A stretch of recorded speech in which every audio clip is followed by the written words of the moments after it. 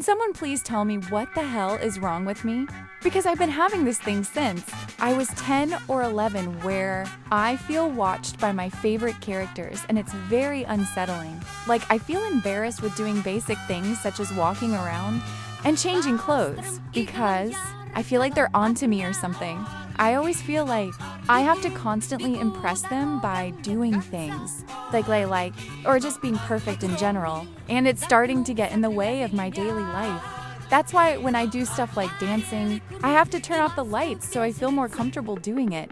Anyways, that was a kind of short vent and question that I needed to get out.